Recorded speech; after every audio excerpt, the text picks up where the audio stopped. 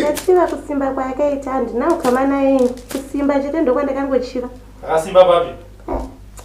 Achipeka mamini mufungwa tikatadza kumuchiva hero ye. Tatomuchiva Magaro yake. Oh.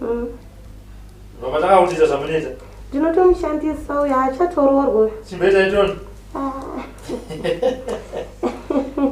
Maseka uka. Iwe zvakaoma. Takamuona kana. Aiwa. Pamwe tikamuchiveoka. Aiwa. Mukamuchiva. Wakamchiva mwana wako here. Iye akamboire. Kuti mubatsireka. Ndinobatsira vamwe vachienda asi uyo ndakakundikana. Uyo akundikana? Zvinochamusunungure? Kana ndikazofunga. Momvita isa atida kuti atitaure zvindomanga. Saka anorarama sei?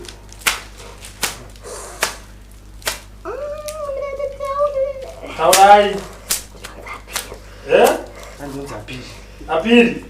Apiri, kuda kuti mwana ararame sei kuva makachiva? Kutotaita mukadzi wangu wechi4.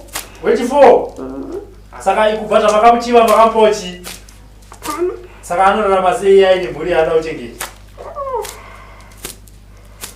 Iwe choka iwe piri. Choka pamenepo. Choka pamenepo.